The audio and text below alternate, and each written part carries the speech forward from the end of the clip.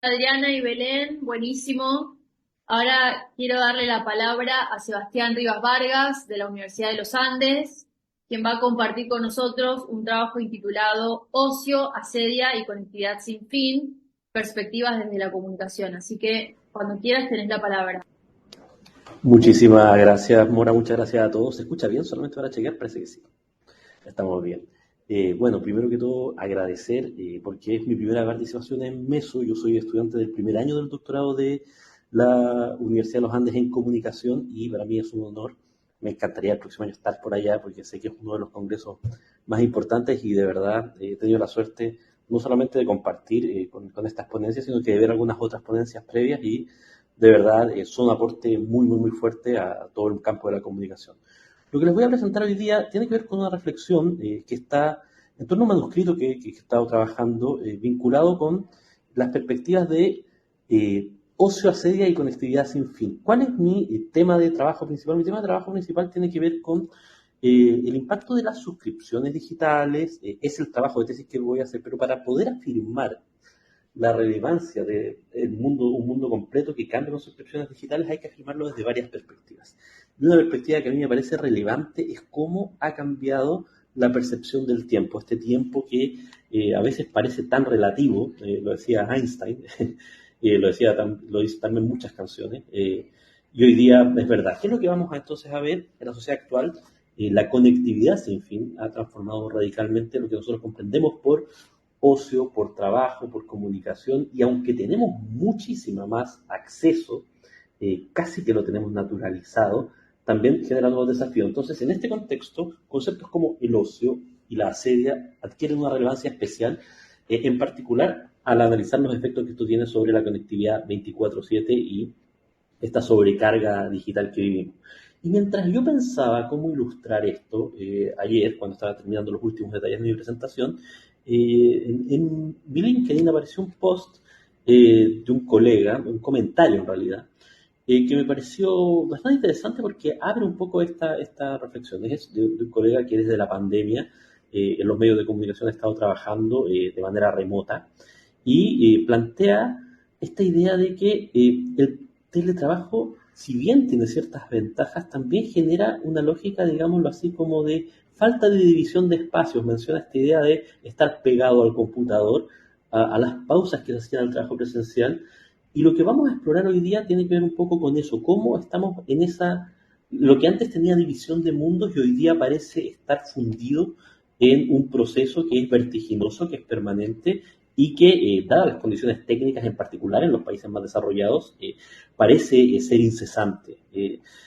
Por ejemplo, y en esto, esta imagen que generé busca un poco tener este concepto, es decir, una persona que está haciendo esto, ¿qué está haciendo?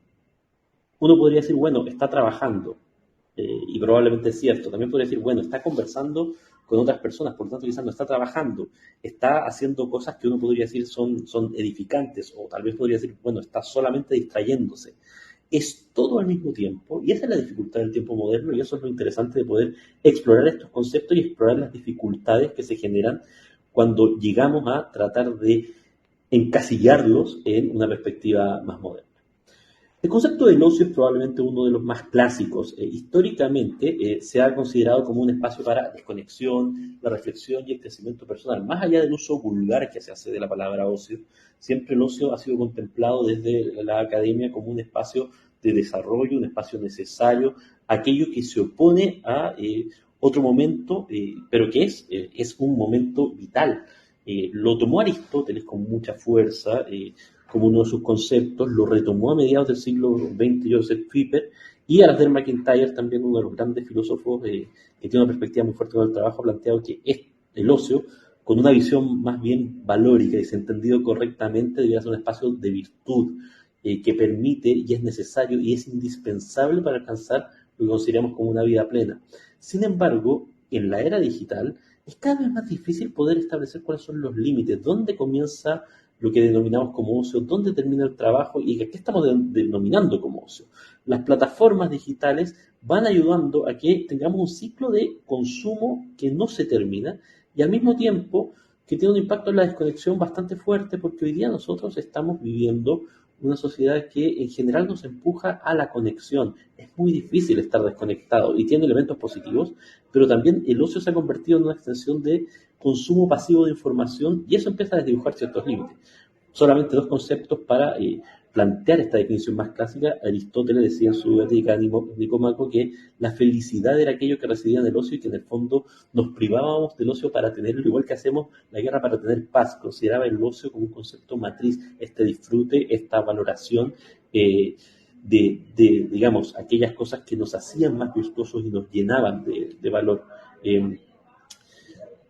Si es que nos vamos a la definición de Joseph Piper, también plantea, dice, no hay que confundir el ocio con la interrupción del trabajo. A esto se refiere que estamos hablando de otra cosa, un espacio que nos nutre, que nos llena, que genera, digámoslo así, aquello que es propio del ser humano finalmente, que es este aprendizaje y esta valoración permanente. Y en el caso también de McIntyre, él plantea con mucha fuerza la lógica de que el ocio no es un simple descanso, sino que es un espacio para cultivar la mente, para cultivar el espíritu, para la reflexión crítica, y que no es un espacio pasivo. Y en ese sentido, quiero introducir el segundo concepto que planteo y que me parece interesante para tener esta dicotomía, que es un concepto más clásico que viene del pensamiento cristiano, que es la sedia. La sedia se entendía como una especie de apatía, cuando uno empieza a buscar cuáles son las palabras sinónimas o familiares, está la pereza, la apatía, el desgano, fue considerado como uno de los vicios capitales, de los pecados capitales. Es un concepto griego que parte de la falta de cuidado que existía con las tumbas, pero termina un poco con esta lógica, digámoslo así, como de dejarse estar, y que en particular hoy día se asocia mucho con esta lógica del agotamiento y el desgano, una sobreestimulación que puede terminar generando apatía y generando desmotivación y finalmente planteando un sentimiento vacío. ¿Cuán actualizado está este concepto que es clásico? Bueno, este año nada más, a comienzos de año, el Papa Francisco dedicó una de sus catequesis, de sus homilías, a abordar este tema. Decía, la sedia es una tentación muy peligrosa que nos lleva a ver todo gris, decía, a llevarnos incluso a perder el sentido de la propia existencia. Entonces, solamente para este punto, recapitulemos en el sentido de que tendríamos, entre comillas, tres instancias. La instancia más clásica del espacio del trabajo, la instancia del ocio y cómo esta lidia también con la sedia, es decir, con la pereza. ¿En qué minuto nosotros empezamos a combinar estos factores? ¿Qué elemento está presente en cada uno? ¿En qué minuto uno pasa a ser el otro? ¿En qué minuto estamos hablando de ocio? ¿En qué minuto estamos hablando de asedia? Pero esto está factorizado además por un mundo donde estamos con un momento de desdibujación completa de los límites, y que tiene que ver con el tercer elemento que me parece que nos desafía hoy día cuando hablamos desde esta perspectiva, que es la idea de la conectividad sin fin.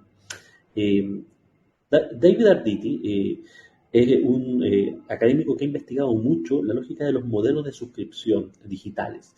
Y él plantea que el modelo de suscripción digital genera un ciclo perpetuo de consumo, entre otras cosas porque permite acceso ilimitado a aquello que antes teníamos acotado. Un ciclo de satisfacción que para nosotros nos genera una promesa de acceso que probablemente nunca vamos a poder consumir del todo. Cuando uno se suscribe, por ejemplo, a plataformas como Netflix, a plataformas como Spotify, no está solamente accediendo a aquellas cosas que uno quiere escuchar, sino además podría escuchar muchas otras cosas más. Algo que permanece mientras yo estoy pagando y mientras yo tengo un elemento de suscripción. Transforma este momento también lo que nosotros entendemos como espacio de ocio, porque los desarrollos tecnológicos han llevado que ya no solo tengamos un consumo sin fin que se podría ejecutar en lugares específicos y momentos limitados, sino que una conectividad sin fin para ese consumo. Es cosa de pensar lo que nos ocurre día a día con nuestros celulares, nuestros smartphones.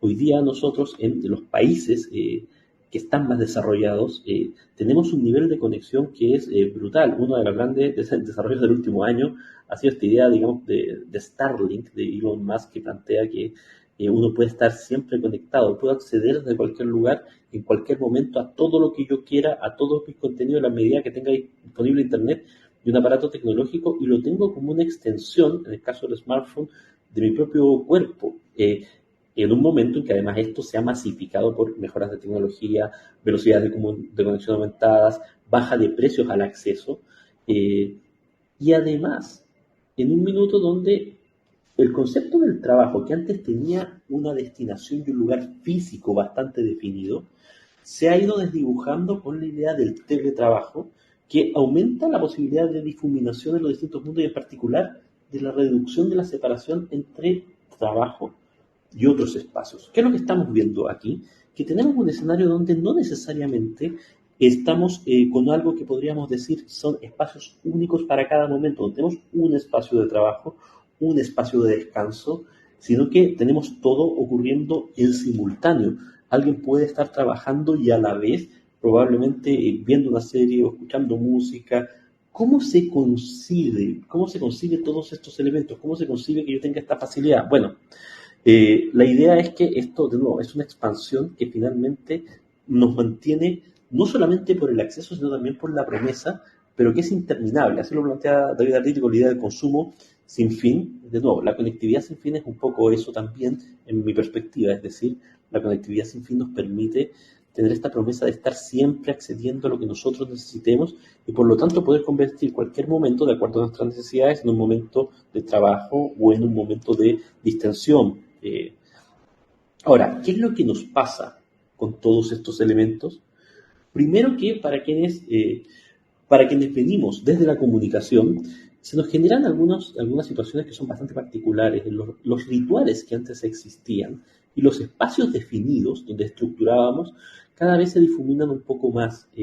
Ya el rito, por ejemplo, de hacer una lectura de periódico al final del día, cada vez se difumina mucho más porque las noticias son 24/7.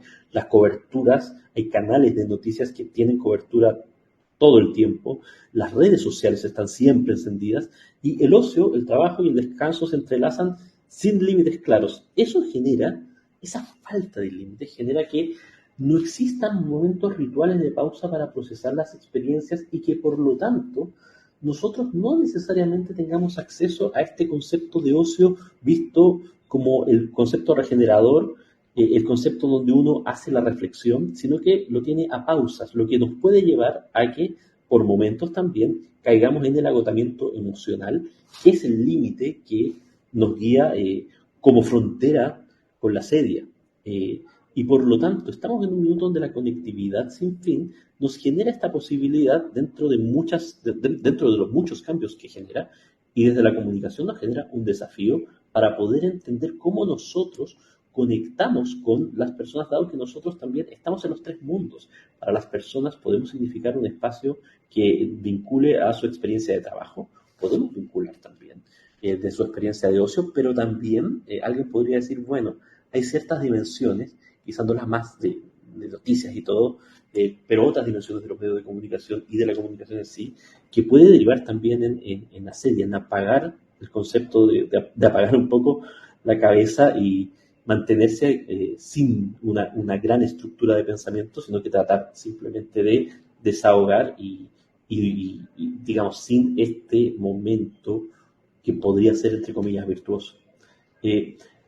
Traje esto porque me parecía que era una imagen que marca mucho. Es como esta película, digamos, es todo en todas partes y al mismo tiempo.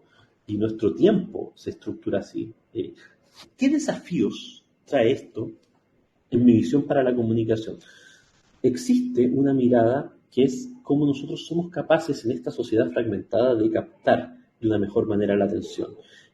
Cómo podemos mantener la atención de una audiencia que está saturada por el flujo constante y que tiene en el fondo que elegir entre muchas posibilidades que tiene y de nuevo, donde ya los momentos específicos que antes se daban rituales ya no son tan claros. Las interacciones son más superficiales, son más, digámoslo así, en un esquema de swipe, interacciones rápidas que reducen la calidad de lo que tenemos como comunicación y que hacen que tengamos un desafío de nuevo de cómo logramos intercalarnos en esos momentos para poder llegar con los mensajes a las personas. Esto nos lleva a que la experiencia humana sea también más fragmentada. Está esa imagen, digámoslo así, de muchas personas viendo el celular. Todas esas personas pueden estar haciendo, entre comillas, algo distinto, pueden estar trabajando, pueden estar conversando con su familia, pueden estar recreándose, y todo es con el mismo aparato, y puede ser todo incluso de manera simultánea.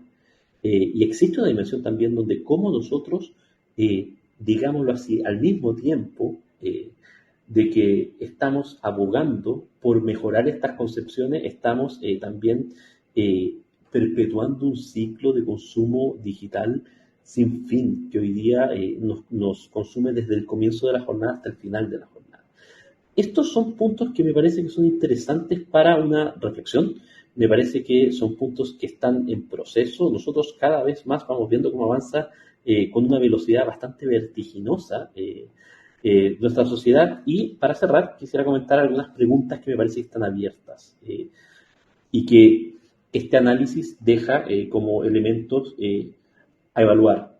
¿Existe hoy la posibilidad de una nueva definición de límites que acote el mundo del trabajo a ciertas esferas más allá de la disponibilidad de una conexión sin fin? ¿Es válida hoy, como segundo punto, la definición más clásica de ocio? Y si es así, ¿estamos capaces de establecer en qué instancia se practica y cómo se diferencia del trabajo mismo?